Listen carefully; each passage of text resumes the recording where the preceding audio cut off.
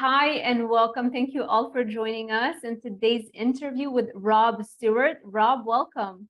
Thanks for having me on the show. How are you? I'm doing good. I'm here in Glenwood, Iowa. Actually, I'm in Council Bluffs, Iowa, where I live, and we're having like a beautiful string of weather. It's like not too hot, not too cold, so been able to get outside a lot. And whenever I do that, I'm pretty happy. So this week's going good. I'm jealous. So I used to live in Miami for like 9 years. And last year we moved to Ocala. We bought a house here. And so this is my first year in Ocala. I don't know if you've ever visited. It's like Central Florida. So hot. I thought Miami was hot. This is on a whole other level. And so I'm still kind of adjusting. I do prefer the heat though, because I feel like in the winters I get depressed very easily. I need to see the sun. But yeah, the heat is crazy. So I'm jealous. Yeah, nice. Where is Jacksonville? Is that up on the north? So yeah, it's a little bit higher up, but to the east, on the East Coast. Gotcha. So, Okay, so yeah. I have a niece that lives in Jacksonville. Right. Yeah. We were looking all over the place to buy a house, and finally Ocala was like such a great location. It's an hour north of Orlando. And it's like the central location. You're close to Tampa, to Jacksonville. Miami, you have to drive for 4 hours, but we're good. So Rob, I heard about you from Casey. He was telling me great things about your experience being 8 years as a vegan and then transitioning to an animal-based approach. And so can you share a little bit with our audience, a little bit of a background? First of all, why you did a vegan diet, what were the results of that? And then what pushed you to finally adopt an animal-based diet? Yeah, and just to start off, Casey Ruff is kind of like my long lost twin ginger brother. So me and him have a nice relationship. I'm glad he introduced us. My journey to veganism probably has to start in childhood, where I was just a normal, super active kid. But even at age 2, 3, 4, 5, always had very, very sensitive immune system in terms of how my skin reacted to everything in my environment. Different lotions. I've had this skin when I was young where if you just grazed yourself across my arm, it'd leave a big red mark. Anytime I'd play around in grass, I'd get some sort of hives or bumps or something. And that was pretty much my whole young youth, 2, 3, 4, 5, 6, and 7. And we just marked it up to being a light-skinned person who's got sensitive skin, who has a little bit of triggers to some of these environmental things, but no big deal. So we didn't do anything about it as a family. It was just kind of left alone. It didn't bother me too much. I was kind of just an innocent kid, and I didn't really care. Well, my skin's itchy, it'll go away, whoop-de-doo. Fast forward to high school and junior high, and I started noticing that whenever football season rolled around and I'm getting the pads on and putting the helmet on, starting to get this incredibly itchy sternum and in my scalp, something different than just flakes. I didn't need Head and Shoulders. It was something deeper. But again, my parents were kind of the type of parents that if it ain't broke, if you're not bleeding, we don't need to do anything, right? Just kind of tough. And I was of the same accord. It was just itchy, and I just marked it up to being a sensitive skin person. Lo and behold, looking back, all of those little sensitive skin episodes was actually eczema, dermatitis, psoriasis, and rosacea poking its ugly face out for the first time.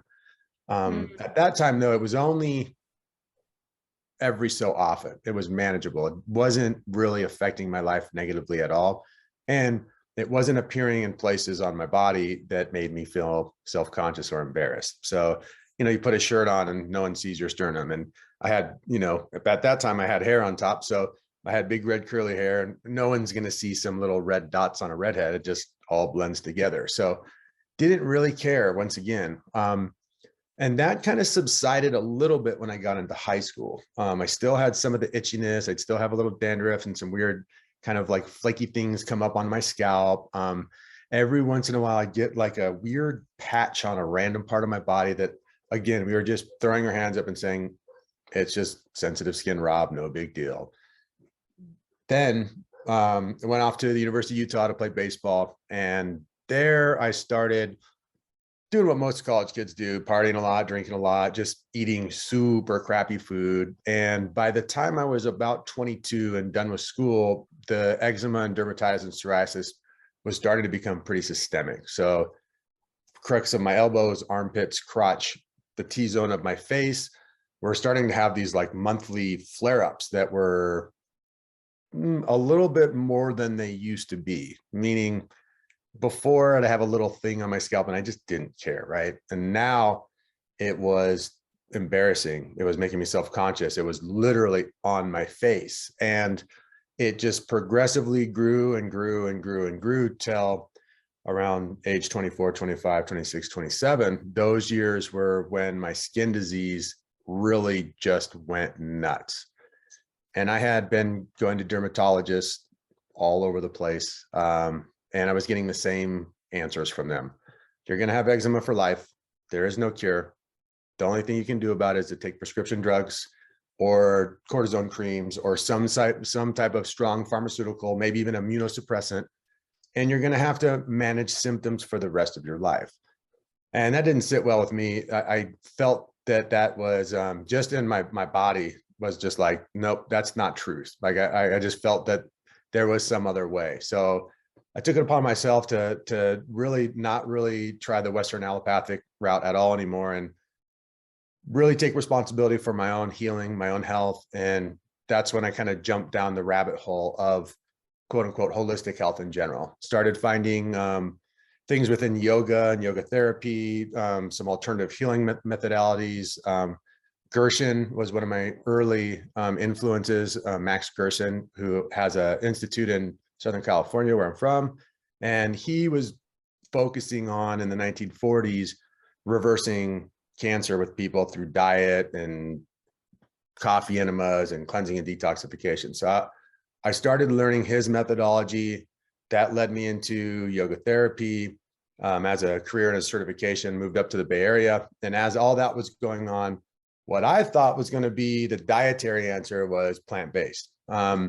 Just because it was kind of, at that point, she's like 15 years ago now, it was very under the radar. It was very counterculture. It wasn't popular. And so that's what made me actually think it might work. I was like, oh, it's not popular, so it probably has some merit. These were the early days of the YouTube crazy raw vegan world and fruitarianism and 80-10-10, all that good stuff, which I was kind of a part of. For me, the veganism took me from a place where I was eating worse than the standard American diet, and it taught me how to have the discipline with my food intake. And it also taught me the knowledge of what my macros are and how many calories I'm eating and what nutrients my body really can thrive on. And so the first year of being vegan comparatively to previous was like a miracle. I mean, it seriously was. I felt so much better. I lost a little weight. My body felt lighter. My energy felt better. And after about a year of really intense cleansing, detoxification, meditation, yoga, working out, getting in the sun, and veganism, I was able to pretty much heal my skin completely. Now, once I was in that place, I also had a platform and a thriving YouTube channel, and now a kind of thriving YouTube business. And every year as a vegan, I'm being indoctrinated further and further into what I call vegan cult, and not noticing the deterioration of my body because I was in this cognitive bias research type of mode where I was feeling so much better in the beginning that I fully accepted this is the way. And so everything was about finding the research and organizing with the people that also had the same mindset instead of doing the opposite. But you know, we all have to learn from our mistakes. Fast forward to year 7 as a vegan, and I am in a partnership with a lady, and we get pregnant, and we're both really excited about having this baby. And the baby, it dies in miscarriage, and we find out that the baby passed because my partner at the time had been vegan for about 5 years. She developed a really severe blood disorder. That I can't remember, but it's like ATFR with a mutated gene or something like that. It's where the body doesn't. MTHFR? Yep, that's the one. So she was having she couldn't upregulate B vitamins or vitamin D, and her body was just a mess. And it was majorly due to her veganism. So at that point, along with my own weight loss, gut issues, teeth issues now from 8 years being vegan, I took a really hard look at things, and I had to kind of take moral inventory and get ultra honest with my process and myself. And it was very, very clear what the next steps needed to be. So I transitioned pretty quickly. Once that bell went off in my head, I basically went from vegan with a very high fruit intake to ketogenic diet with like salmon and pastured eggs intake as the main fuel sources. And within a month, my biomarkers, my hormones, my skin, everything just felt different. Everything felt just better. I felt more masculine. I felt strong again. I had interest in sex again. I had interest in the gym again. And all of those things were almost gone my last few years as a vegan. It felt like I was just an empty vessel in a way. It's a little dramatic, but I really did comparatively. So, and that was 5 years ago now. So basically went from vegan to kind of a keto.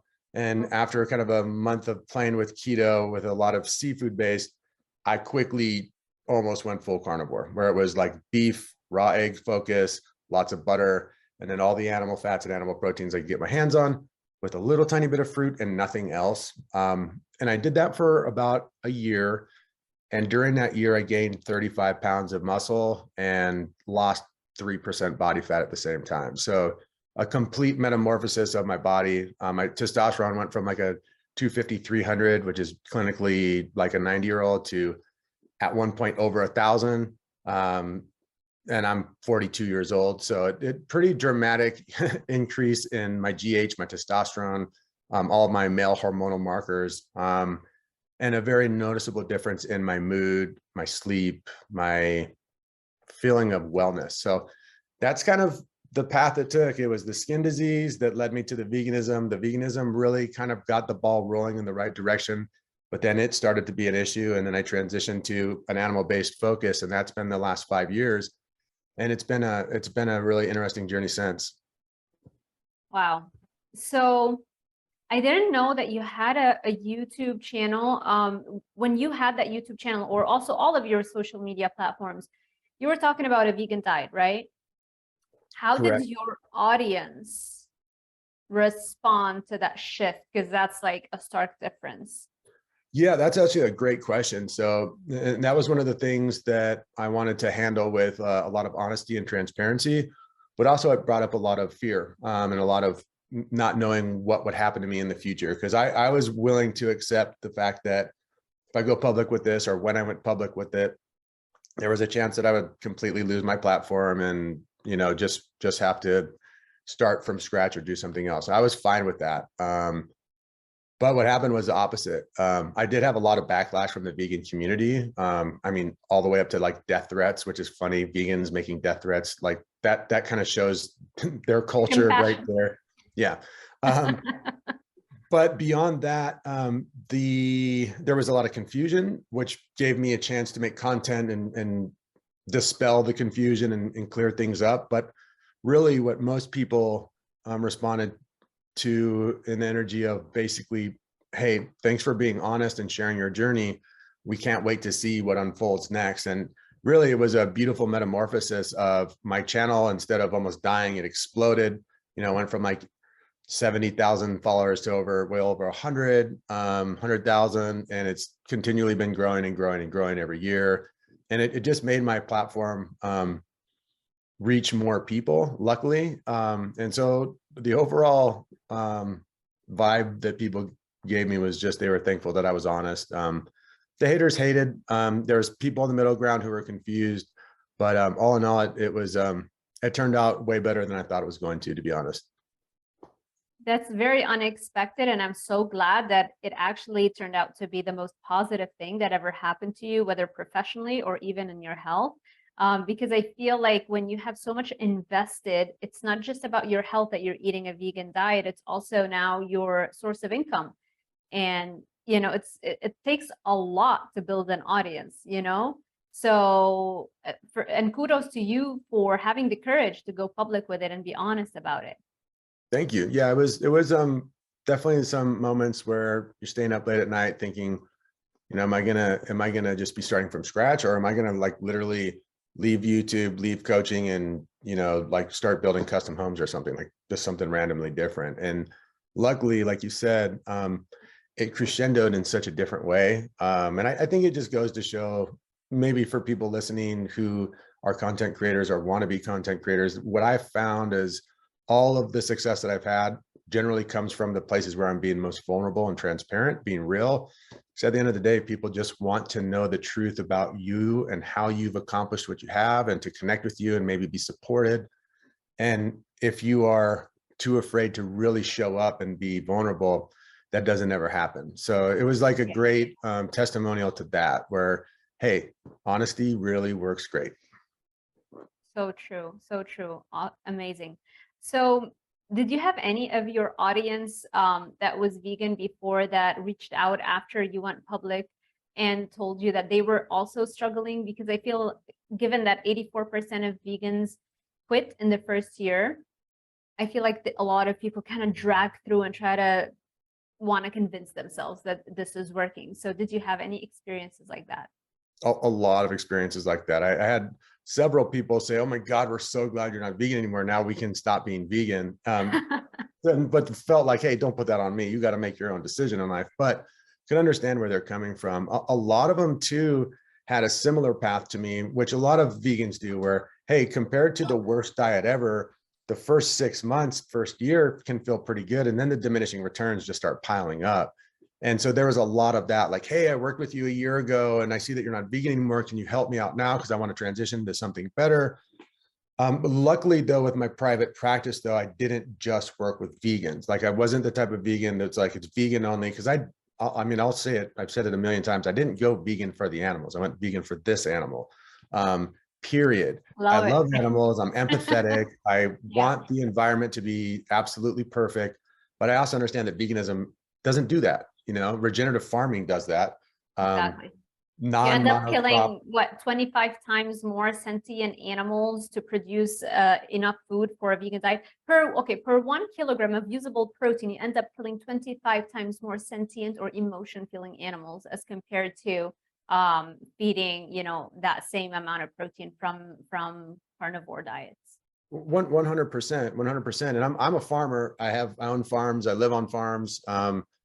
And when it's harvest season, you see lots and lots and lots of dead mammals. And also, you have to understand, farmers, whether the farmer is making vegan organic kale or not, the farmer doesn't give a crap about you guys. Like, it's his livelihood, and animals are a threat to him feeding his family. And they will do vicious things. Like, if there's coyotes that are getting into the crop chasing bunnies that are eating it, they'll take a coyote, they'll cut its head off, they'll put it on the pole, they'll spill the blood all outside of the farm. And the coyotes know now, we don't go to that farm because that will happen to us. They do the same thing with foxes, with deers, with raccoons. Like, and the amount of dead bunnies and little squirrels, and not to mention the amphibious little frogs and all these, everything is killed. And then Yeah. the vegans eat the kale, and they think that they're free of the blood. And well, they're paying for it. You know, they're literally, their dollars are paying for it. So it's a very interesting kind of Yeah. twist right there. Yeah, I'm all for supporting a humane treatment of animals. We all love animals. I think we all naturally just love animals, but you cannot love an animal when your own species is dying and getting diseased. You know, it's like not at the expense of us going extinct, because that experiment already happened like millions of years ago. The Australopithecus, which is like a common one of our ancestors, it branched off into two species. The one that went vegan, went extinct, the Paranthropus, and then the other one, which is the Homo lineage, we are derived from them. The reason we survived is because we went in a different direction. We went into an animal-based direction. And so that experiment has already been done. Yeah, I think if you take an honest look, the way you are anthropologically, it's not hard to see when humans started really producing more humans. It's when fire hit meat and we started eating a lot. period. No other thing has changed humanity more than fire and meat, in my opinion. 1000%, exactly. So you never got tempted to go down that rabbit hole of the ethical argument for veganism? Because I feel a lot of people start off being vegan because they want to get healthier, right? And then they start reading the blogs and the messaging shifts a little bit from not just your health, but also it's better for the planet, it's better for the animals. So were you ever tempted to fall into that trap? You know, I think part of me wanted to fall into that trap as a vegan, but for me, I'm just very aware of my BS meter is really high. And to be honest, when I was vegan, I was kind of the vegan that was like speaking out about those propagandized vegans like Joey Carbstrong, and back then it was Durian Rider and Life Regenerator and Dr. Rob Morris, who are literally everything they say is propaganda. And there is no facts, there's no truth, there's not even wisdom of their own experience. It's just attacking and propaganding. And if you look at the facts, even from a place of efficacy, not eating animals is unethical for humans, because you are literally, a vegan who feeds their child a vegan diet should be put in jail. That's unethical. Humanely finding an elk that you've hunted for 4 days and you kill that elk and you have a spiritual experience with it, and now that elk feeds your entire family for 4 months or 6 months, and that's the only thing that you killed. To me, that's like a more natural cycle of life. For me, said this on other podcasts before, but when I went carnivore is when I actually had more of an empathetic feeling towards animals and felt more connected to nature than I had in a long time. And I'm a total nature person. And as a vegan, I think that the message that they're trying to portray is really one of self-hatred. It's one of people who, for some reason, find some level of self-loathing. And so the outward projection of judging everyone else and becoming a member of this elusive, exclusive, special club that does nothing wrong and it's all about efficacy is really just a front. It's just a front for people that aren't actually going into their traumas or going into themselves and healing and dealing with stuff. It's just an easy mask to put on. It makes you look special and makes you look woke and allows you to just kind of stay in that ignorant is bliss type of place, in my opinion. And this is why, do you feel also that this might be why a lot of young people are easy prey for that? Because when you're young, you still haven't had enough time to earn significance, to work your way towards something great where you feel significant. You haven't had enough time. And so you are looking for an easy way to gain that significance. And at the same time, because of your youth, you might not have had enough exposure to just how much misinformation there is being spit out by even the largest organizations like the Academy of Nutrition, Dietetics, etc. Right? Absolutely. So it's like the ignorance and the need for significance, and you've got this perfect storm for young people, and they get dragged into it, right? Right. If you ever have referenced the book or read the book, How to Start a Cult, it's kind of a joke book. It gives you the step-by-step process of creating a cult.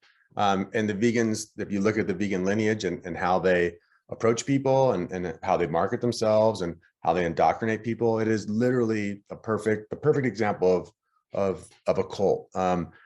Prey on people who desperately need to be a part of something and give them that. Tell them that if you just do this thing, now you are special, now you're better than, now you can throw some judgment, but it's all coming from the sacred, holy, loving all humans place. To me, it's actually real twisted. It's psychologically super twisted. Yeah. Well, I'm so glad that you are sharing your story, and there are so many ex-vegans. And the cool thing is that if you just allow it enough time, 84% of people are going to be ex-vegans. 84% of the vegans, eventually are going to quit and realize that their health deteriorated because of that. And so it just takes a little bit of time for that message to reach everyone. But with your platform, you have such an impact that you can make. And so I really appreciate you using that platform to share that message. Thank you. I agree with you. I think that there's, I can feel a shift in the education going on. I feel like the trendiness of the veganism has already hit its peak and it's kind of on its way down. That's just my instinct. And I am seeing now sprinkled into pop culture, a lot of carnivore stuff, a lot of like re-educating people, like of the pre-Ansel Keys propaganda in the Time magazine about butter, where human men and human women, it was local dairy, mostly raw, local butter, grass-fed pastured meat from your farmer down the street, and then maybe some local fruit and vegetables that are coming around yearly. Maybe you also have some nice canned and fermented stuff from the summer before that you use in the winter. If you look at that on paper, that's like perfect nutrition. That's perfect food. Yeah. And the human beings look like it. In the 1940s and the 1950s, people were thin and strong and bright-eyed and had high testosterone and were making a lot of babies.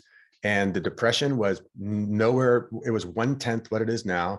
The heart attacks were 1/50th of what they were now. And then it comes along Ansel Keys with Quaker Oats, and with his big pockets and his fake science, basically was the start of the vegan movement. That, and also coupled with the Seventh Adventist movement, which co-founded one of the one of the main prominent Seventh Adventists of the time co-founded the Academy of Nutrition and Dietetics, and the whole thing about the Seventh Adventist religion is that plant-based diet or a vegetarian diet is the optimal human diet, because it's going to prevent any urges from happening. You know how that happens? By destroying your hormones, so your libido is destroyed. So now you have no urges, because but in their eyes, that's a good thing, because now you're not going to masturbate, so you're not going to sin, so you're actually going to go to heaven.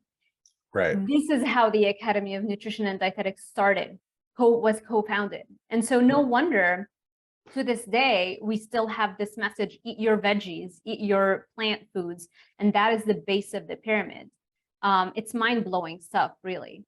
100%. And it fits perfectly into the woke movement of today, where if you look at most of the spiritual practices, Buddhism, people who become monks and priests and all of that, they go into a place where they on purpose don't eat foods that create hormonal changes in the body, and they undereat on purpose so that they're ultra thin, and it takes sex out of the brain as much as possible. And to me, that's not spirituality. It's the opposite. Like, spirituality to me is being a vigorous human being who has a zest for life and understands that human sexuality is one of the like cornerstones of every process in our body. Finding a mate, creating babies, procreating, taking care of your spouse or your partner or your kids. These things cascade more alchemy in the body, hormonally in the brain, with neurotransmitters, than birth and death does. Making love to a person that you love is the most powerful thing there is. Yeah. And I think that once you start to make that either unimportant, sex doesn't matter, it's no big deal, or you get those humans like the monks who it's bad and you have to dilute yourself so much that you don't feel it anymore, how can you even say that you're close to human spirit? How can you even say you're tuning into anything? Because you're just weak and sad and disassociated and uninterested. And I had quite a bit of experience with that in my yoga therapy training, because we go deep into Buddhism, we go deep into Hinduism, and all of the different spiritual teachings do teach a vegetarian diet with as little calories as possible. And it's a methodology for hopefully getting closer to God, but I think they got it all wrong. Agreed, 100%. I love that you mentioned that. Yeah, how can you potentially feel connected to anything in the universe if you're disconnected from optimal health and that vitality, that life force that should be the essence of you? So I love that message. Also, not to ramble too much about it, I feel like I'm considered a spiritual person, but I'm not indoctrinated to any religion. Yeah. And I feel like if you are truly religious and you're like a God-fearing person, you're Jewish or you're Catholic or you're Christian or you're Muslim, and you follow the doctrines of your God, why would you think that God would have gotten it wrong and given you this sexuality? You know what I mean? Like, yeah. And to then say, well, God gave me these impulses and these desires. I'm not going to use them. They don't matter. I got to actually push them down and they're evil, is basically in a roundabout way saying that your God is evil. So Yeah. to me, it's almost like a weird two sides of the same coin type of thing. That's a good way for people who are religious, you know, and if they feel like they struggle with those kinds of things, like you can totally use that. And I think that's spot on. That makes total sense for somebody who is very dedicated to whatever faith, you know, they believe in. Because I mean, every single faith out there, every single book out there, let's be honest, there are things that are a little bit shady, and then there are things that are the good stuff that people want to focus on. You can always focus on the stuff that you want to take out from that faith and just use that to better your life.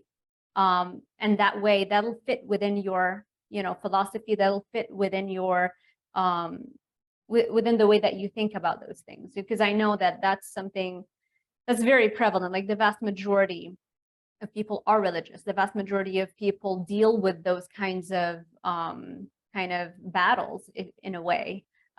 Anything new that they encounter, they kind of have to reconcile that with whatever they already believe in. So 100%. Yeah, I fully agree. That's one of the cornerstone teachings of a private practice and my online school. We tell people, I'm not your guru. I'm not the master. I'm not healing you. Rob's not doing anything. I'm the container. And what you need to do is look at me as a sport or a game and use me to create a skill set that's all your own, that is not compared to anyone else. And once that skill set has reached its plateau, you owned it.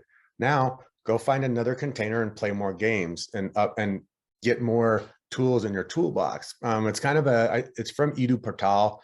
It's a generalist approach. And I believe very strongly in it, that there isn't ever going to be a single book or a single person or a single religion or a single approach that you just stick to that and you get all the stuff. You have to gamify it in a certain way. And to me, it's all about like asset/skill acquisition.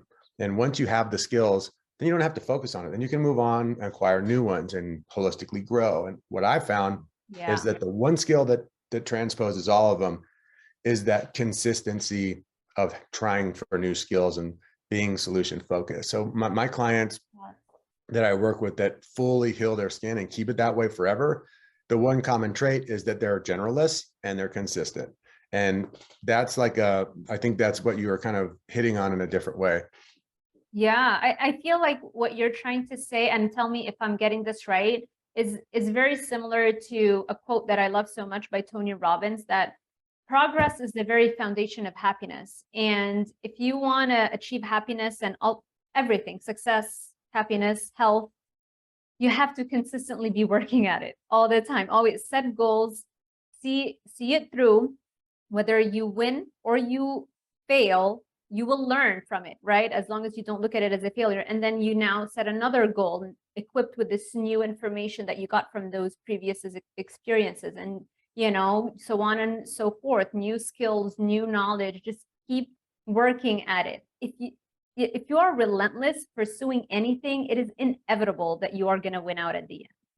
Absolutely. Absolutely. There was a quote I saw the other day that said, you know, give yourself a week and you'll start to feel better. Be consistent for a month and you'll create a habit. Be consistent for a year and you'll absolutely change your finances, and be consistent for 10 years and you'll change the world. And I truly believe that. It's like when you really just keep that focus on the solution, and the energy is always put into the answer and the solution, and not necessarily the problem or the trauma, but it's solution, solution, solution, work at it. Also try to make it fun and enjoyable in the process, all yours. I think that can be transferred to anything in life, a relationship, a business, your career, and of course, healing your body. Love it. So before I ask you about your experiences with your clients healing their skin, given that you mentioned all the issues you've had with your skin, why did you choose to put tattoos on it?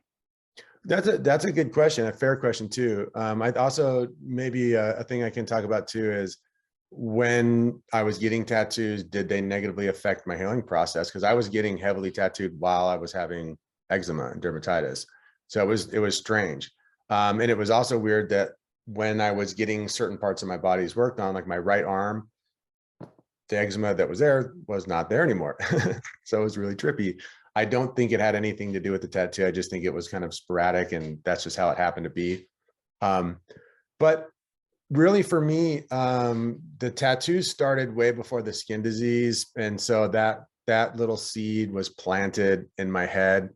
Also, like the research that I'd done after my first tattoo, as I was kind of getting tattooed and not in the best health, I just didn't find any legitimate literature that showed any proof that tattoos did anything wrong besides the trauma that they do to the skin and the possible like infections and things like that. So I kind of went into it kind of just saying, screw it, I'm going to get my tattoos. And if it has a bad outcome, then either I'll slow down or stop. And it just, it luckily for me, because I like them and wanted them, it didn't have any negative effects. So I just kind of kept rolling with them. And I've gotten a big majority of a bunch more tattoos since that healing process. I think when I was finally healed, I may have had just like one light one on my right arm and maybe a couple little ones on my left. And now I'm pretty, my hands are covered. There's tattoos everywhere now. So. But that did not affect in any way, shape or form, it seems, you're healing, because clearly your skin now has healed. Yeah, I mean, I haven't had a symptom, flare up, itch, flake, weird skin disease related thing in 10 years. Wow. Yeah, so I'm extremely lucky that I'm going on about a decade of feeling this good. But I do want to say in all transparency, not everyone who has tried getting tattoos has had the same luck that I did. I've had clients who got a little tattoo in a place that they never had skin issues, then all of a sudden some psoriasis started forming around the tattoo. And I think really it has to do with the autonomic nervous system, and how the inflammatory messages in each person that's so messed up because of the immune system and all this. It's just so random and weird that it's really hard to draw conclusive evidence and data that will help people.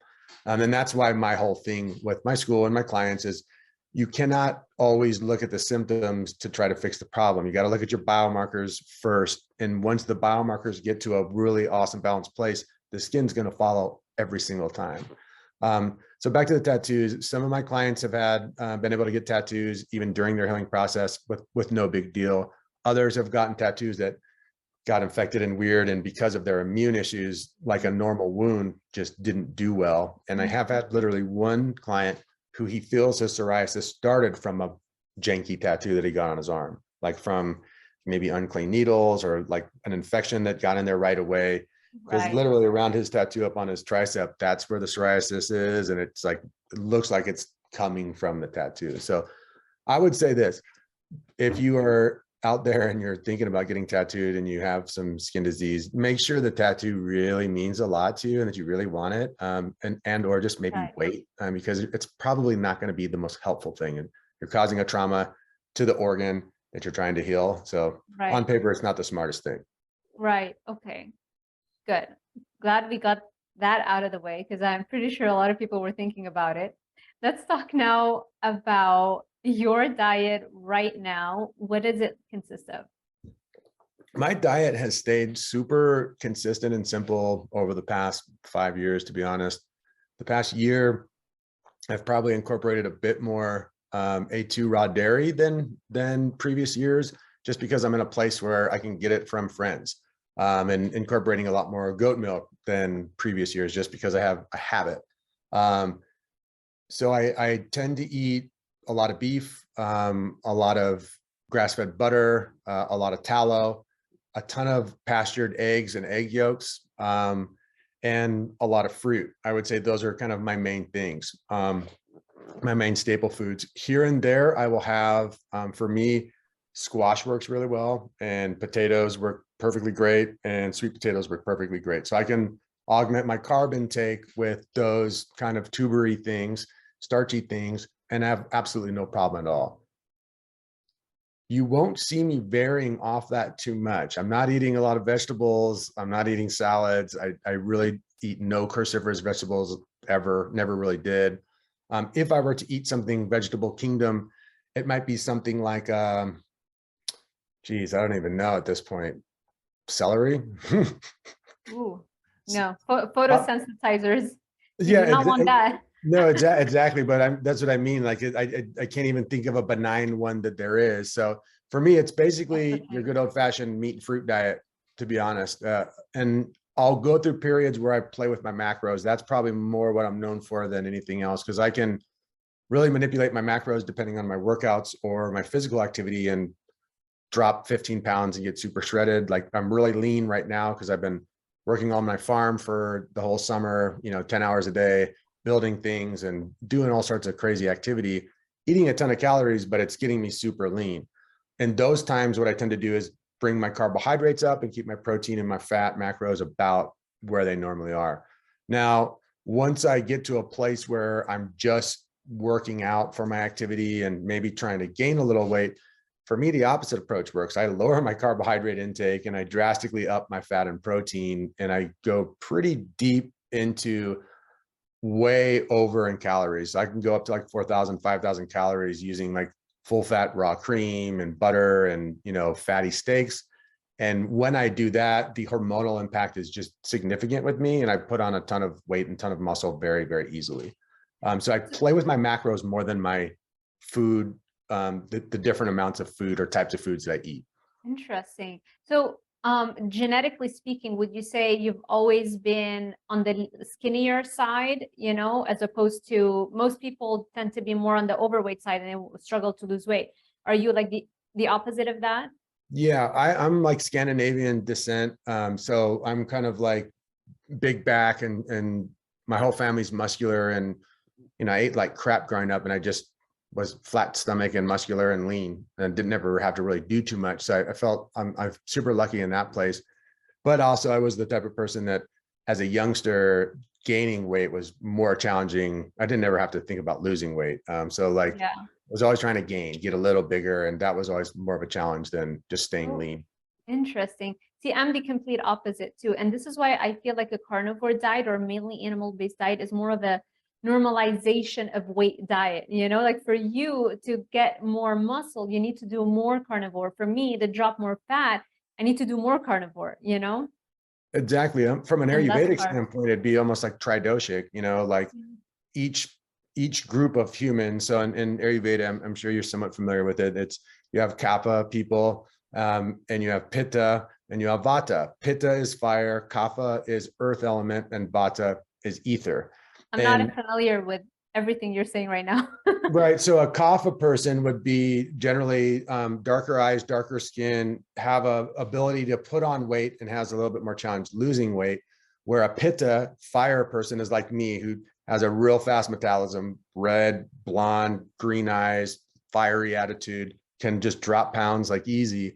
And when you bring in the opposite element in Ayurveda, it kind of balances. And when something's called a tridoshic element, it means it works to balance all three archetypes. And a carnivore diet is the ultimate tridoshic intervention, in my opinion. So like you said, for people that need to lose weight, you can just eat an animal-based diet and your body will self-regulate hormonally and weight-wise, and you'll get to the waist circumference, muscularity, and leanness that you're supposed to be. If you're underweight and you eat enough and you're doing the carnivore diet, your body will do the same thing. It will uptake, it will gain some pounds, it will get muscular and get hormonally to where it needs to be, and boom. So I agree with you fully. I've seen that in my practice 100% across the board all the time. My lean guys get bigger and my people who want to lose some weight get leaner. And it's just like, it's not really, you have to work at it. Love it. Yeah, that's why carnivore truly is, in my opinion, the optimal human diet. It just regulates so many things, not just your weight. Yeah, I would say, and not to be that guy who corrects the host, because you're doing awesome. It's not the optimal human diet, it's the human diet. It's the diet we were actually meant to be eating. You can correct me on that. I love it. I love it. So let's talk about your clients' experiences, especially with skin.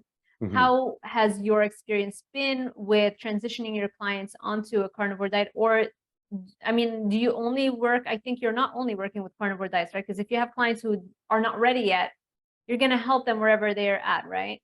Exactly. My whole process is, a part of what I do is I kind of try to demystify labels and bring my clients to a place where what I'm teaching them, they're not going to be able to do a Google search and find a methodology for. And that's on purpose.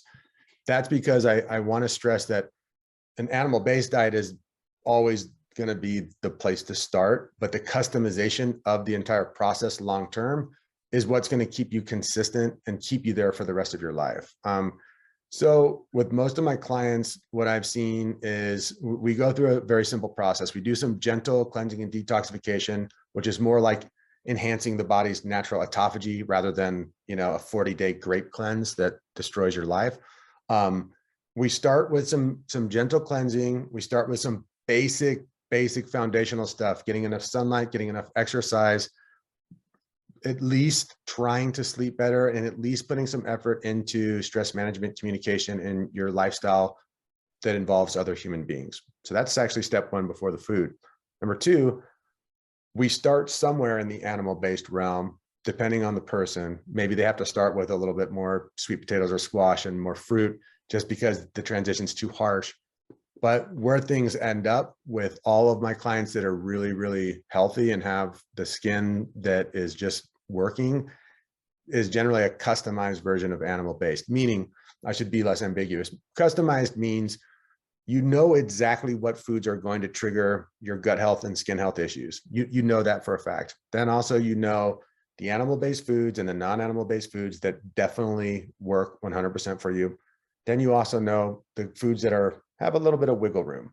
And what I mean by that is, like, for me, I can make homemade ice cream and eat it every single day, and it will make me more healthy because I do super good on cream and I do super good with fruit. But I wouldn't call that a staple health food. I'd call that like a wiggle room type of food.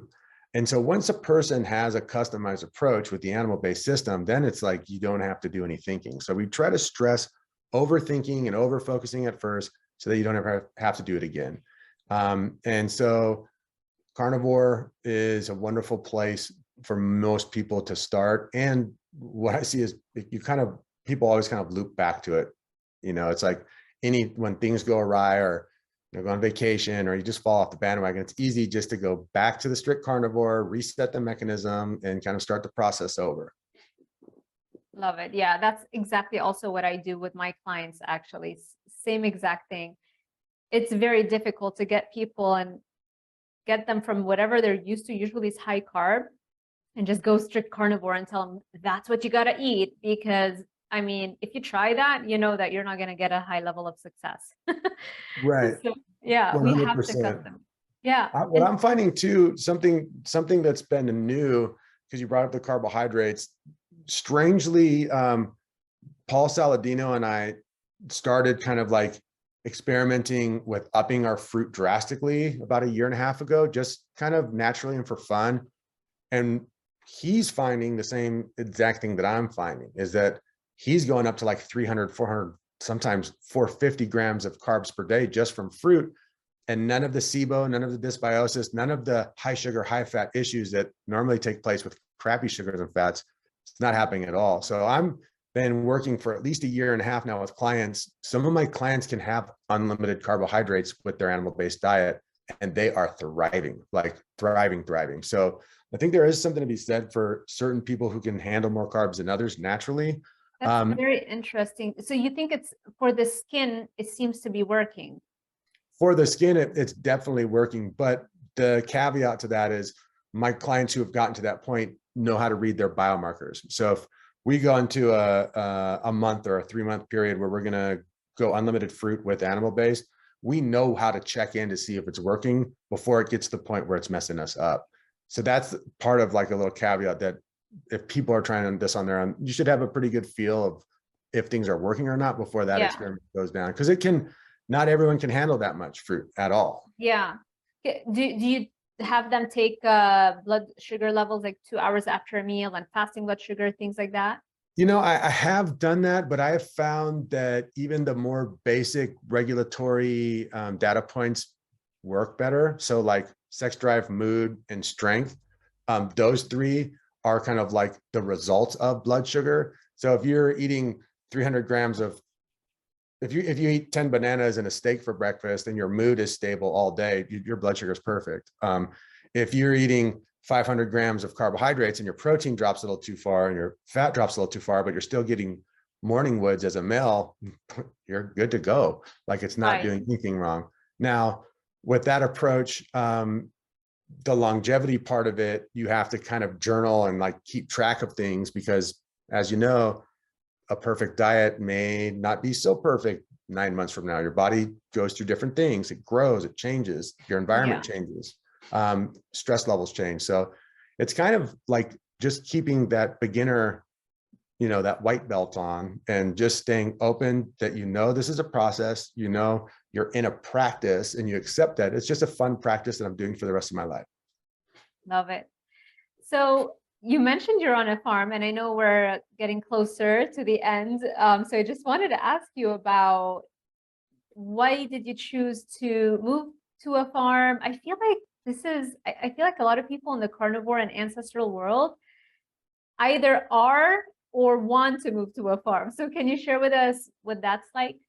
Yeah, I come from a lineage of farmers, so it's in my blood. Like everyone back to my great grandfather, he was the first person.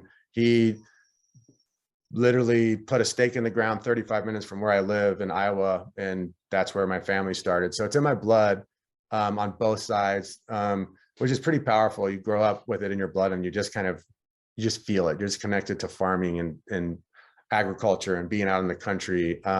Also, I have a huge juxtapose. I grew up in San Diego. I've lived in New York City. I've lived in San Francisco. I've done the big city stuff. And when COVID hit, it was kind of like a lot of people, it's like, what do I actually really want? And at that time I owned a condo in downtown Omaha, and it was beautiful and nice and everything was rad, but it just was kind of like, it wasn't nurturing me as much as I wanted to be. And it really wasn't at the end of the day, allowing me to do the things that I really wanted to do, like be connected with nature at all times, be away from EMF signals. Like at my farm, you're sitting on my porch and you won't see another car go by all day. There's 4 dirt roads just to get to the dirt road that leads down the path to get to my farm. So it's the town that's closest to me, which I'm not even in the town, is only 5,000 people. So I was very attracted to being out on my own, not being surrounded by a ton of people, and just kind of having at least about a 5-acre surrounded area that's a forest and this farm that is my sovereignty. You know, it's like I can control my food now. I could be self-sustaining on my farms for the rest of my life and never really have to buy into the food system again. So that it was part of that. And also I'm kind of a dork. Like my hobby is building. So I build tiny homes and trailers, and I just really wanted to build my own home and build my own facilities. So that's what this last year has been on the side of doing my skin health stuff, is nonstop building. I built like 5 tiny homes and built my whole farm. And so it was kind of partially ready for a dream to come true, and just really wanted the creative project of building. That is so cool. So when you build the homes, do you sell them or do you keep them? So the tiny homes that I've built in the past were basically on trailers, and I've sold a bunch of those. I also used to flip like vans, like buy ProMaster vans and deck them out with, you know, wood floors and copper sinks and bathrooms. And I have sold a bunch of those, and I've done the same thing with like retro trailers, where I'll buy one and make it nice and make it a little bit more glamping and sell those. So it's kind of a side art project that I've been doing for, man, about 6-7 years now. Wow, that is so cool. So, okay. I guess where do you see yourself in the next 5 to 10 years? And I know some people hate that question. I know. No, it's a good question. I think so. I'm curious. I want to know where you're going. I would love in 10 years, so I'd be 52 in 10 years. I'd love to see myself in the same kind of headspace, but having progressed and allowed my offerings to reach a ton more people. I think that what's going on in society with levels of mental health and physical elements it actually pulls at my heart all the time. It's one of the real motivating factors for me. for me, it goes so far beyond skin disease. It's like, if I can teach these people how to heal their skin, the skill set that they learn is going to literally set them free in every category of life. So I hope that I can do better at that and just keep getting better at being a coach and running my school and putting out content. Hopefully in 10 years, my farm is completely done and thriving and is a great place to bring people together and educate people. And that's a goal. And a 5-year plan is really kind of just another version of that. I just want to continue progressing in the things that I'm doing right now. And I hope to, at some point, 5 years from now, 10 years from now, make the knowledge of eczema is not for life mainstream. That's what everyone knows, not eczema is for life, uncurable. No, it's doable, might be hard, but anyone can have it as long as you put in the time and effort. And Yeah. I'd be happy with that basic level of getting the word out, to be honest. Love it. Yeah. And it's always going to be hard initially, right? But eventually it's not like you wake up every day and you're struggling to eat your carnivore diet. No, you get used to it and then you like it. Your taste buds change, right? Well, for me personally, when I adopted the animal-based food system, it was the first time in 8 years that I was actually looking forward to meals, and like all the food that I eat now, I love. There isn't anything I'm forcing down, and I don't eat anything I don't like. So for me, eating at this point is just beyond easy. It takes no thought. I just look in the fridge or think about what I want to eat, and whether it's ribs or whether it's a filet mignon or whether it's a ribeye or whether it's salmon or whether it's some raw eggs, whatever, it all tastes good. And I have a lot of options. And so for me, it's never a grind. And I've also found that through that customization process with biomarkers, that's kind of the whole point, is when you have a black and white of everything that works, it gives you a lot of variety and you can actually enjoy yourself. And I think, as you know, long-term consistency, if you're not enjoying it at all, it's probably not going to happen. Yeah. 100%. I don't want you to follow a strict carnivore diet for 30 days and then go out on a binge for the next few months. I'd rather you do as animal-based as you can, but do it consistently, because that's how really you're going to transform your life, your health, your mood, your happiness, everything. So Absolutely. Absolutely. It's kind of like working out. A lot of people want to jump into like a 5-day-a-week bodybuilding plan. And with my clients, we start off with, in the morning, you do 10 push-ups, 10 air squats, and 50 jumping jacks. And when you master that, when you can actually do it every day, that simple 5-minute routine will add something. And then 2 years from there, 3 years from there, they are doing that 5-day bodybuilding workout. And it's easy for them because it's all about that tool set that they have. And it's not going anywhere once it's solidified. Exactly. The way you do one thing is the way you do everything. And so you're giving them the basic way to manage every goal, and how to set goals and achieve goals. And then you just keep going better and better from there. So that's absolutely so great. Thank you so much, Rob, for being with us. I really enjoyed our time together and getting to meet you and all the wonderful work that you're doing and really the impact that you are having. And anytime that I can be connected to somebody who is putting out a good message, I'm very excited and happy to know about it. So thank you, Rob. Where can people find you and connect with you? Oh, thanks for having me. I really appreciate the work that you're doing and having me on your show. It's nice to always to connect with people who are being honest and telling the truth and helping people out. So I appreciate your work too. I'm pretty easy to find on Instagram. I'm Stuart, Rob Stuart. On YouTube, I'm just Rob Stuart, spelled Stuart. I'm Scottish, not English. My websites are holistichealthactivation.com. That's where you can find private coaching, mentorships, things like that. And then at eatcleansemove.com, that's my online school where we have bi-weekly group calls. We have a 48 video learning experience. We have a support forum. We have mentorships. We have product recommendations. We have it all there. So that's where people can find me. I will be active on socials as I normally am. And so if you can't find me at the websites, just find me on socials and I'll point you in the right direction. Wonderful. And I will link all of those in the description box below so people can find you easily. Thank you again. And thank you all for being with us. I hope you enjoyed this content. If you liked it, make sure you give it a thumbs up, subscribe, and hit that little notification button so YouTube alerts you every time I post a new video. Thank you all for watching, and I will see you in the next one.